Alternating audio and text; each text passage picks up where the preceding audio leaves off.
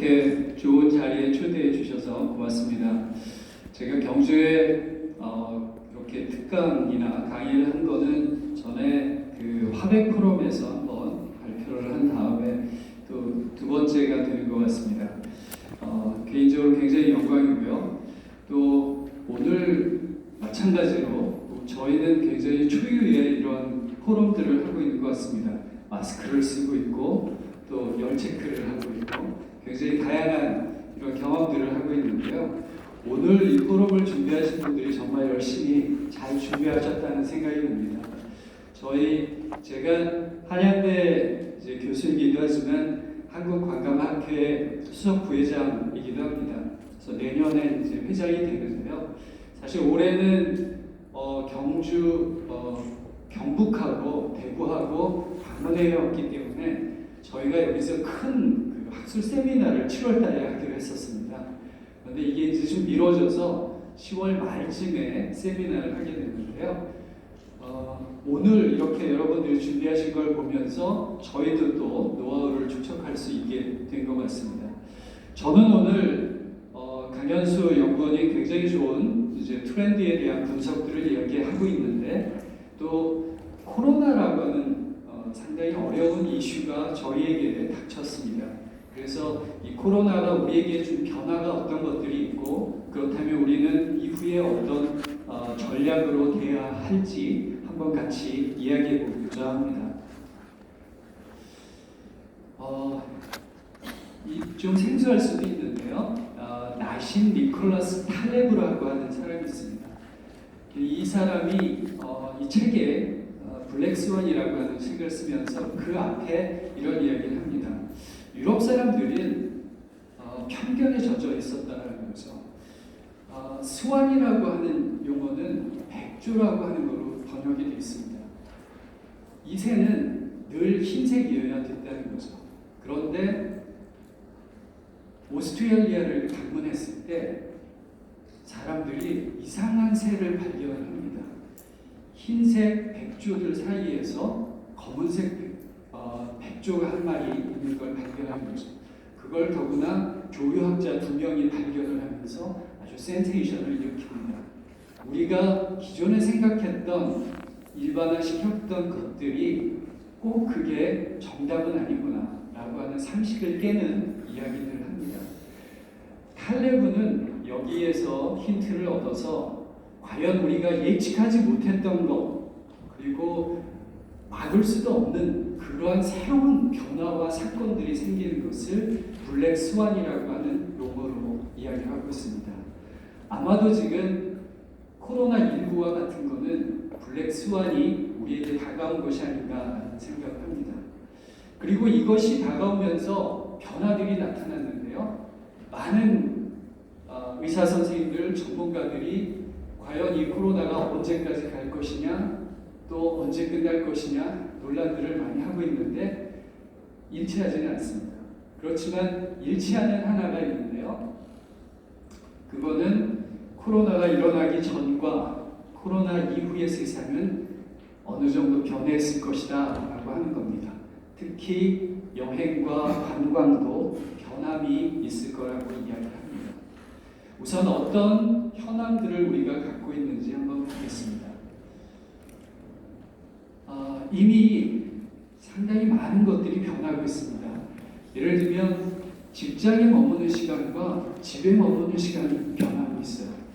직장에 체류하는 시간이 34% 감소한다면 집과 가족과 보내는 시간이 68%로 증가를 하고 있습니다. 또 온라인 쇼핑이 상당히 증가했죠. 쇼핑으로 들어가는 비용이 50%가 상승을 했습니다. 코로나 이후에 이런 증가세는 어느 정도 지속될 것이다 라고 하는 이야기를 하고 있습니다. 우리는 여러 가지 위기를 이번만 겪은 것은 아닙니다. 여러 번의 위기들을 겪었습니다. 사스도 겪었고 세계 경제 위기, 또 메르스, 사드와 같은 여러 가지 위기들을 겪었고 세계 이런 것들을 겪을 때 한국의 관광객 수도 증가를 하는 같이 연동하는 추세를 보입니다. 그런데 대부분의 것들은 한 3개월이 지나고 4개월쯤 되면 다시 반등하는 추세를 보였어요. 그래서 저도 칼럼을 쓰면서 위기가 왔을 때 6개월만 잘 버틸 수 있는 힘을 기르자. 그러면 다시 좋은 기회가 생긴다라고 하는 이야기를 했었습니다. 그런데 이거는 좀 다른 거죠. 이것은 인아웃바운드가 다 막히는 팬데믹의 상황이란 새로운 상황을 우리는 맞고 있는 거죠. 우리보다 더 큰 어려움을 겪고 있는 데가 있습니다. 강 연구원이 얘기했듯이 유럽 같은 경우에는 관광의 GDP가 상당히 높아요. 그리스나 이태리나 스페인 같은 경우. 여기는 이미 상당히 많은 어려움을 겪고 있고 일자리의 3분의 1이 사라질 것이라고 이야기를 하고 있고 WTTC는 1억 80만 개의 일자리가 지구상에서 사라질 것이다 라고 굉장히 암담한 예측을 하고 있습니다. 이태리나 그리스 같은 경우는 거의 한 10%의 GDP가 더 감소할 것이다 라고 하는 예측들을 하고 있습니다. 우리 관광산업 마찬가지입니다. 지금 대체로 95%에서 98% 사실은 관광객은 멈췄고 기본적으로 비즈니스맨들의 움직임 정도가 남아있을 뿐이고요. 호텔의 이용객 수가 최고 심할 때는 5% 미만으로 이용률이 떨어지기도 하고요. 면세점이라든지 마이스 분야 역시 굉장히 많이 떨어졌습니다. 이걸로 인해서 사실 굉장히 어려움을 겪고 있는 것은 결국 사람들이죠. 비즈니스를 하는 분들, 거기서 일했던 분들은 지금 무급휴직, 또 유급휴직, 사실은 또 실업수당 이런 것으로 사실은 유지하고 있는 굉장히 어려운 상황이기도 합니다. 상대적으로 우리가 이러한 것들을 견뎌낼 수 있는 어떤 기술 결합을 한 것은 상대적으로 좀 부족했다라는 생각도 합니다. 여러 가지 이제 하나 투어도 한 마이너스 90% 됐다. 면세점도 상당히 매출액들이 떨어지는 그런 현상을 빚었다라고 이야기를 하고 있는데요. 지금 상황은 아무튼 숫자가 매일 좋아지는 숫자가 아니라 매달 숫자들이 좀 나빠지고 있는 그런 추세를 보이고 있습니다. 전체적으로 이것을 여러 경제 효과들을 이야기하는 곳에서 많이 평가들을 했습니다. 한국 경제연구원 또 아시아개발은행 여러 곳에서 했는데요. 최근에 그래도 6월달에 한 데이터가 서울연구원에서 나왔는데 아마도 서울 같은 경우에 코로나로 인해서 한 5조 7천억 정도의 감소가 될 것이다 이런 이야기를 하고 있습니다. 굉장히 많은 지금 피해들을 우리에게 주고 있는 거죠.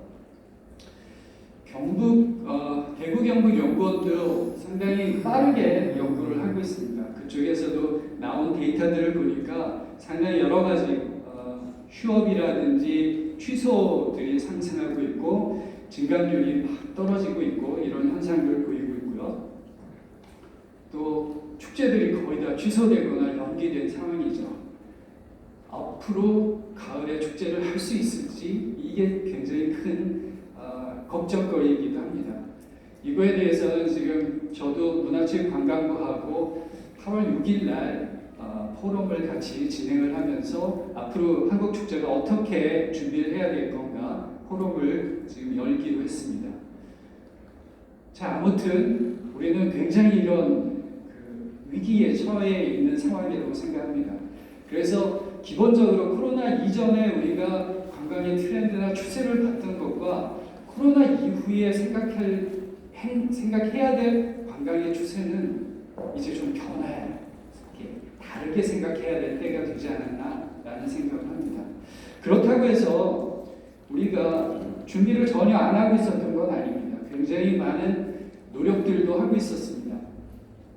정부도 이제 메르스를 통해서 대략적인 매뉴얼을 우리가 갖추고 있었습니다. 이거에 입각해서 4단계로 나누어서 관심, 주의, 경계, 심각이라는 단위로 나누어서 여러 가지의 위기 대응 전략들을 제시를 하고 있습니다. 그것을 기사 나온 걸 바탕으로 해서 전체적으로 정리를 했는데요.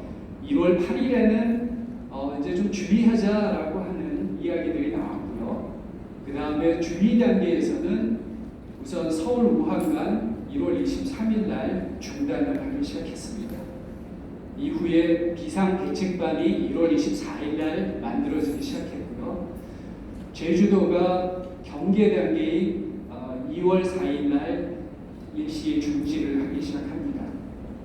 그리고 경제부총리가 2월 6일 날 간담회를 시작합니다. 관광 복귀하고. 심각 단계에 왔던 3월 10일에는 여행업, 숙박업 등에 대해서 특별 고용 지원금을 내보내는 정책들을 사용합니다. 업계도 역시 마찬가지의 노력들을 계속 해왔습니다. 특히 관광협회 중앙회는 지속적으로 의견들을 들으면서 이것을 문화체육관광부와 총리에게 전달하고자 하는 노력들을 했고, 이런 것들이 연동되면서 그래도 여러 가지의 대안들이, 대책들이 완전하지는 않고 충분하지는 않지만 그래도 나왔다고 생각을 합니다. 대책 나왔던 것들을 간단하게 살펴보면요. 우선 금융 지원을 했어요.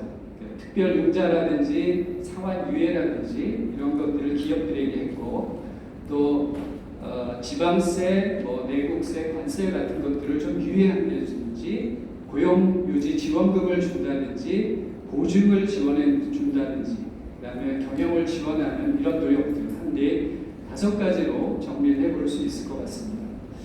이게 국가만 한 건 아니고요. 지자체들도 노력을 합니다. 특히 이제 서울 같은 경우는 위기 극복 프로젝트와 같은 것들을 만들어서 여행업과 또 호텔과 마이스에 한 1000개 기업에 500만 원씩 지원해주는 프로그램도 사용을 했고요. 해외도 역시 관광은 굉장히 중요한 산업이었습니다. 이미. 그래서 해외에서도 이런 지원 작업들을 했었는데요. 독일 같은 경우는 코로나 내비게이터라고 하는 사이트를 통해서 현재 상황, 무엇을 도와줄 수 있는지를 계속해서 정보를 공유했고, 일본 같은 경우는 일주일 6,000억엔 정도의 지원금을 마련해서 지급을 했습니다. 미국도 보조금을 지급을 했고, 호주도 역시 여러 가지 산업 지원 대책들을 만들어서 실시를 했고요.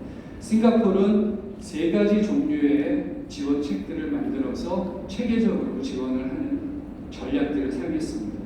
관광산업은 굉장히 중요한 산업이었기 때문에 각 국가 역시도 매우 발빠르게 이런 지원 사업들을 해왔던 거죠. 그런데 이제 한번 고민해 볼 필요가 있습니다.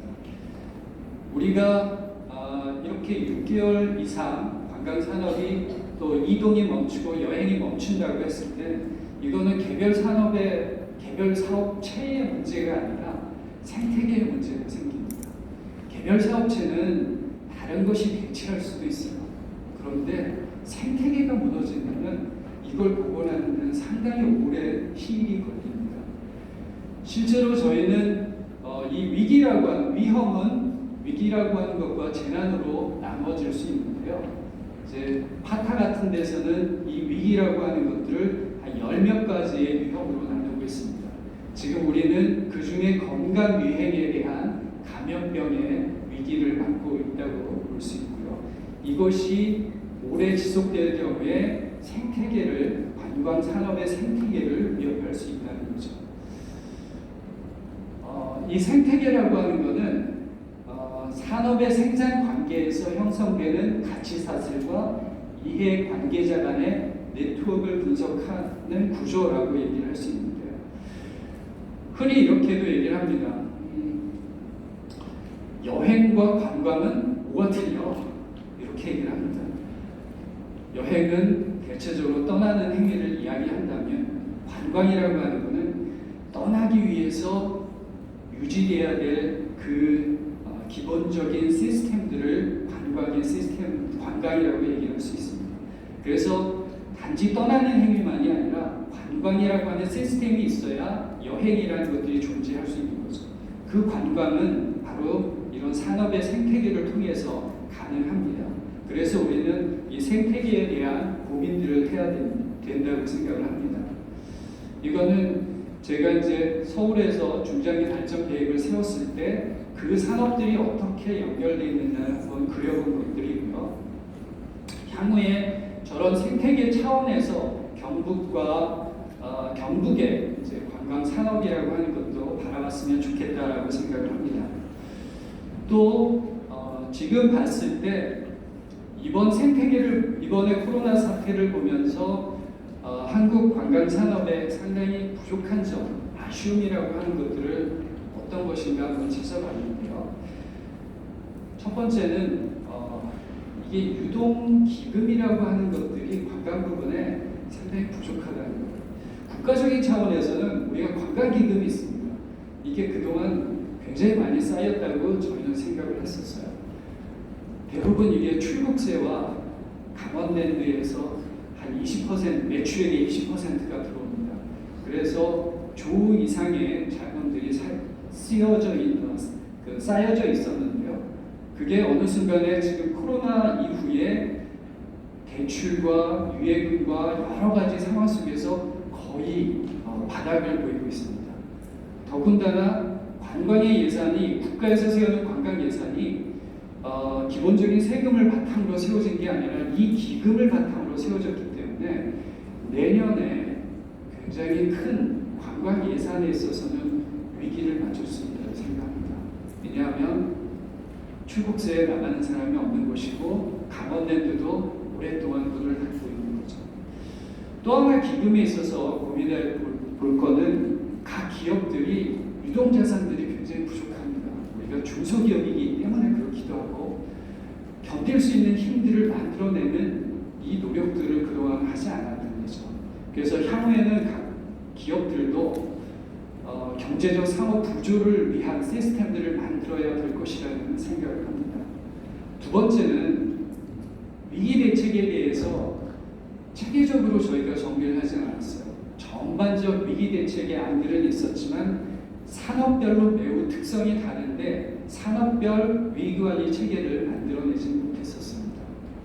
세 번째는 관광의 역사는 65년 가까이 됐지만 신기술을 빠르게 적용해서 계속해서 관광 산업을 발전시키고 진화시키는 노력이 상대적으로 부족했다고 생각합니다. 아직까지 너무 경험에 의존하고 그리고 판매량에 의존한 측면들이 너무 강했던 것이고요. 쇼핑에 의존한 측면들도 많았다고 생각합니다. 장관도 그런 얘기를 했어요. 너무나 기술 활용 등이 급변하고 있는데도 한국은 가격 정비에만 너무 치우쳐 있었다라고 하는 그런 자성을 이야기를 하고 있습니다. 자, 그렇다면 이런 위기들은 결국 여행의 종말을 고할 것인가 라고 하는 의문을 던지게 됩니다. 정말 없어질까요, 여행은? 그래서 저도 많은 고민들을 하고 책을 읽어보게 됐습니다. 그런데 결국 지금 유럽에서도 집안에 갇혀서 그러면서도 놀기 위한 노력들을 하고 있고 한국도 온라인을 통해서 같이 술을 마시든지 일본도 그런 문화들이 지금 생겼더라고요. 그런데 이것은 매우 한시적이라는 거죠. 파스칼 같은 경우는 이렇게 얘기합니다. 인간이 불행한 이유는 지구학 때문에 그렇다라고 얘기를 합니다. 러셀도 마찬가지 얘기했는데요. 사람은 똑같은 일을 반복할 경우에는 매우 지루해야 한다라고 생각을 합니다. 오늘과 내일이 다르지 않다면 그건 굉장히 무의미하다는 거죠. 하이데거는 상당히 철학적인 이야기를 합니다. 이 지루함이라고 하는 것을 두 가지 차원으로 얘기를 하는데요. 어떤 것에 의해 지루해진다거나 또는 어떤 상황에 처해서 지루해진다고 합니다. 이 부분들을 모쿠분 고이치로라고 하는 일본 철학자인데요. 굉장히 잘 정리한 책이 있습니다. 결국 사람은 제한된 곳에서의 반복된 행위를 참아내지 못하다라고 하는 것입니다. 그것은 지루함을 유발하는 것이고 이 지루함은 사람들에게 굉장히 큰 스트레스를 주고요. 이 지루함을 벗어나기 위한 행위들을 할 것이다 그래서 여행은 아마도 지속될 것이다 라고 생각을 합니다. 그런 측면에서 보면 이미 문화관광연구원에서 조사를 해봤었는데요. 코로나 종식 후에 여행을 하겠냐라고 했더니 거의 93% 정도가 다시 여행을 하겠다라고 얘기를 하는 거죠. 그렇다면 아마도 여행은 종말을 구하지는 않고 반복될 것이다 라고 생각을 합니다. 그렇다면 같은 여행이 반복될 것이냐? 꼭 그럴 것 같지는 않습니다.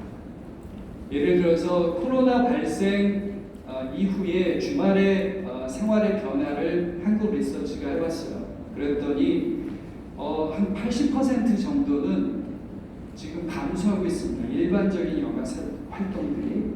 그런데 코로나가 종식된 이후에 계속해서 그 감소한 상태로 있을 것이냐라고 했는데 그렇지는 않을 것이다. 다시 되돌아갈 것이다 라고 하는 것들이 대부분 70%에서 80% 정도의 의사들을 보이고 있습니다.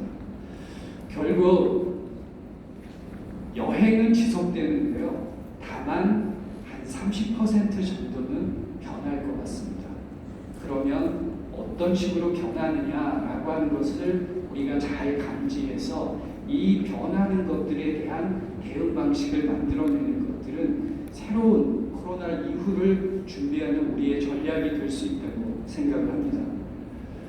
자, 대체로는 이런 경향들이 나오고 있습니다. 국내 여행, 아웃도어, 서비스에서 비대면, 그다음에 소규모, 안전, 공유경제 중에서도 일반적인 공유경제는 하락할 것이고요. 왜냐하면 믿을 수 있는 곳을 찾아가기 때문에 그래서 여기도 진화할 것이다. 라이프 스타일, 지역 화폐에 연계된 여행 이런 것들에 대한 대략적인 안들이 나옵니다.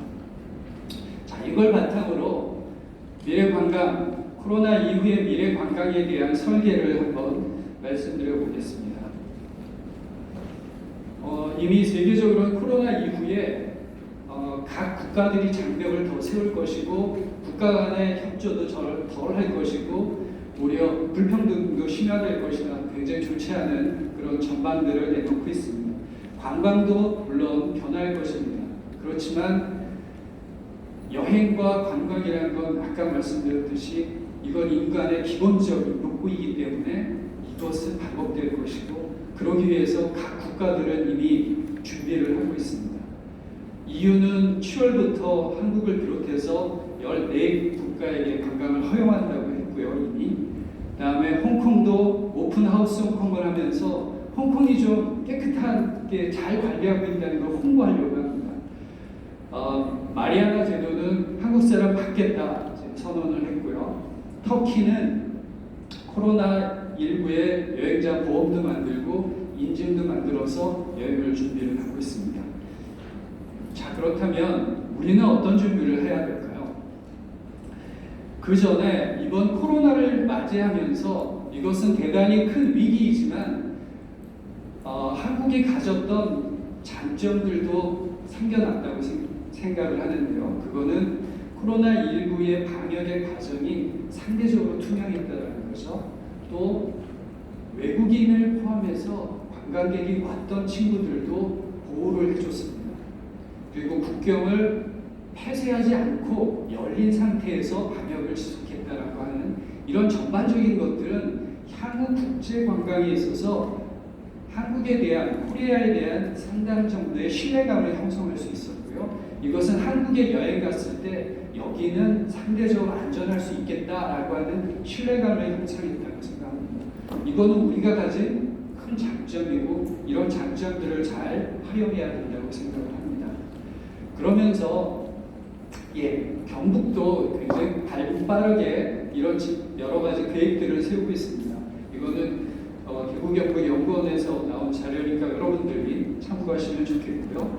저는 그런 측면에서 4가지 측면의 전략들을 말씀드리고자 합니다.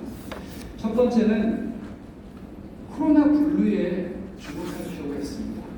코로나라고 하는 건 굉장히 사회적 거리를 통해서 우리를 우울하게 만들었고 권태로움을 만들었습니다.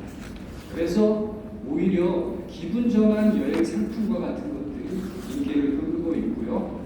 자연 중심의 아웃도어 관광 수요를 창출하는 것들이 굉장히 좋은 전략이 될 수 있다고 생각합니다. 이거는 자연이 주는 소프트한 자극을 통해서 인간은 정신적으로 신체적으로 회복할 수 있다는 주의 회복 이론이라고 하는 게 있는데요. 이것에 아주 잘 맞아 떨어진다고 생각합니다. 오히려 코로나 블루를 잘 활용하며 이것이 상품이 될 수 있다고 생각합니다. 두 번째는 이후의 변화에 주목해야 할 필요가 있는데요.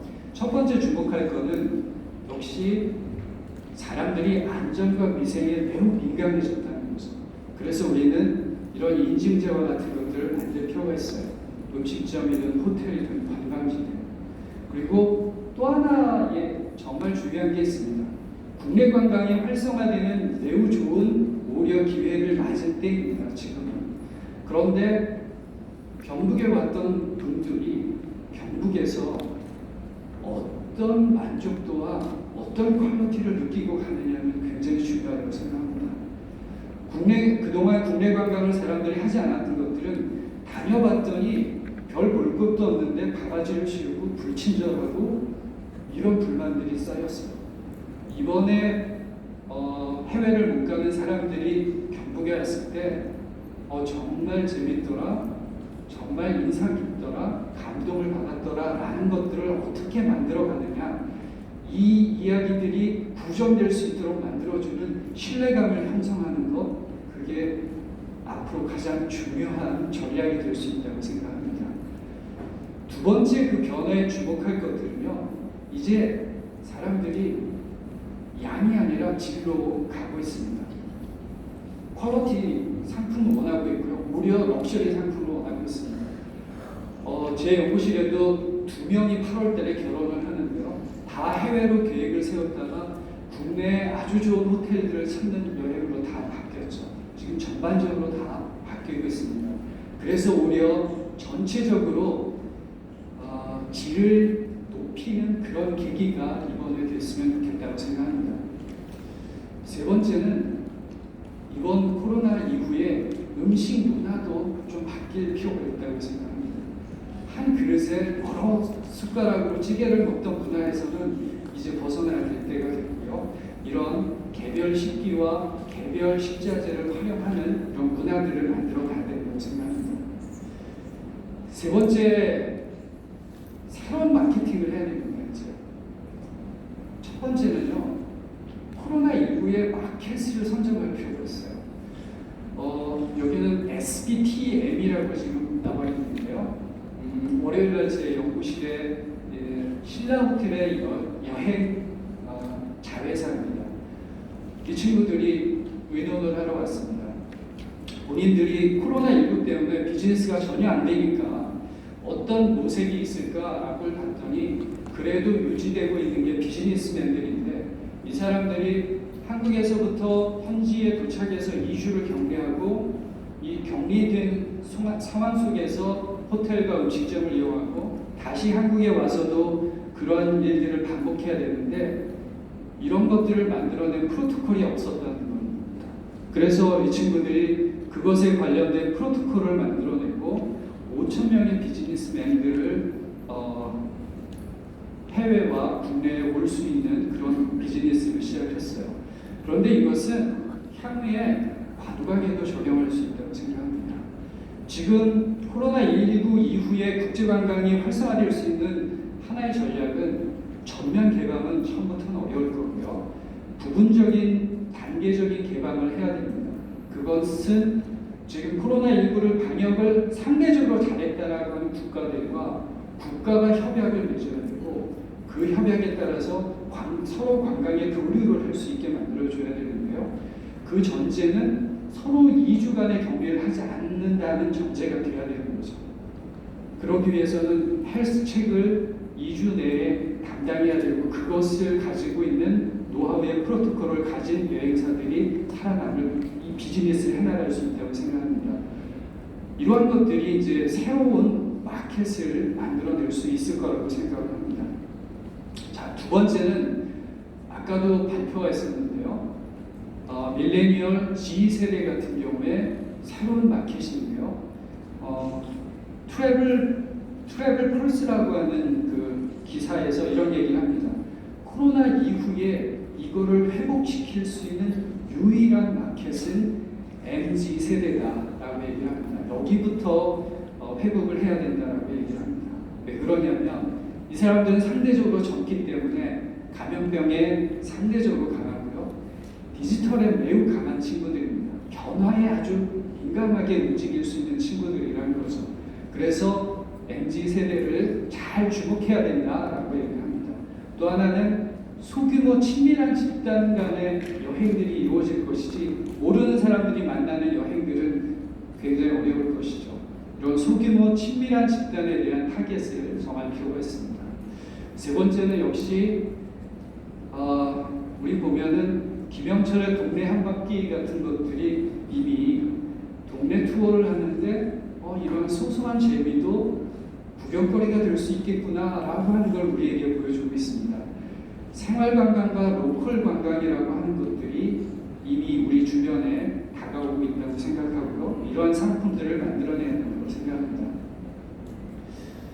자, 세 번째 이제 새로운 마케팅에서는 퍼스널라이제이션인데요. 이게 그냥 고객의 취향에 맞는 것 자체가 아니라 각 사람들의 성향에 맞는 상품들을 만들어지는 거죠. 예를 들어서 여행사 트래블 메이커 같은 경우는 여행 상품들을 만들어 놓고 가이드들을 지원하는데 가이드가 우선입니다. 액티비티를 중심으로 한 가이드, 또 인생샷을 사진을 잘 찍는 가이드. 사람들은 그것을 선택하고 가는 것입니다. 상품을 선택하는 게 아니라 철저하게 애가 좋아하는 것들을 선택하는 방식으로 갈 거라는 겁니다. 향후에는 이게 빅데이터와 AI를 통해서 훨씬 이 퍼스널라이제이션은 강해질 거라고 생각하고 관광에서 아주 중요한 화두가 될 거라고 생각을 합니다. 자, 네 번째 전략인데요. 미래 관광 시스템을 우리가 구축할 필요가 있습니다. 잘 보면 이미 지하철도 혼잡 관리를 하고 있습니다. 시스템을 만들어서 도로도 혼잡 관리를 하고 있습니다. 제가 15년 전부터 이야기를 했는데 관광지의 혼잡 예보 시스템은 왜 우리가 못 만들까라고 하는 거죠. 근데 그때는 아직 빅데이터와 AI가 그렇게 발전하지 않았어요. 지금은 가능합니다. 그래서 우리는 수용력을 관리하고 혼잡 예보 시스템을 만들어낼 필요가 있습니다. 사람들은 이제 너무 복잡한 데 가고 싶어 하지 않습니다. 만약에 복잡한 데 가더라도 이런 예보 시스템에 의해서 본인이 선택했다면 그거는 만족할 수 있을 거라고 생각합니다. 이런 시스템을 만들어야 될 거라고 생각하고요. 두 번째는 우리가 느끼는 이런 코로나19와 같은 위기는 올해든 내년이든 반드시 끝날 겁니다. 위기가 계속되지는 않습니다. 그런데 또 하나의 분명한 명제는 위기는 또다시 온다는 거죠. 그렇다면 우리는 그것을 대비하기 위한 위기관리 시스템을 만들어야 됩니다. 이거는 지금 초기 모형이고요. 제가 서울에서 지금 연구하고 있는 그런 대응 시스템들을 예를 들어준 거고요. 또 하나는 우리 산업 생태계를 유지하기 위한 혁신 산업 생태계를 지원하는 시스템이 반드시 필요합니다. 경북의 관광 산업의 이런 생태계를 어떻게 활성화시키고 유지시킬 것인가라고 하는 그런 노력들이 필요하다고 생각을 합니다. 자, 마지막 PPT를 하고 마치도록 하겠습니다. 제가 처음 시작할 때 블랙스완이라고 하는 탈레브의 이야기를 가지고 시작을 했습니다. 이 탈레브는 그 블랙스완에 대해서 그러면 어떻게 할 것이냐, 블랙스완을 막을 수는 없기 때문에 어떻게 할 것이냐라고 하는 후속편의 책을 안티프레질이라고 하는 책을 쓰면서 대안을 이야기합니다. 마치 프레질이라고 하는 것은 우리가 우편에 유리나 깨질 것들이 있을 때는 취급주의라고 하는 걸 써놓잖아요. 영어로는 그게 프레질이라고 이렇게 씁니다. 이 프레질에 반대되는 것, 약하지 않은 것들이라고 하는 안티프레질이라는 용어를 탈레브는 만들어냈는데요. 마치 이런 거죠. 바람이 분다는 것은 촛불은 끌 수 있지만 오히려 장작불을 더 잘 불타게 만들 수 있다는 거죠. 위기가 왔을 때 그 위기에 의한 변동성과 가장 취약점이 무엇인지를 잘 파악해서 그것을 준비한다면 그 다음에 우리는 그 위기를 통해서 더 큰 성장과 더 단단한 기업들을 만들 수 있다고 이야기를 하고 있습니다. 앞으로 경북 관광이 안티프레즈를 통해서 위기를 더 좋은 성장의 계기로 만들었으면 하는 바람입니다. 고맙습니다. 네, 고맙습니다.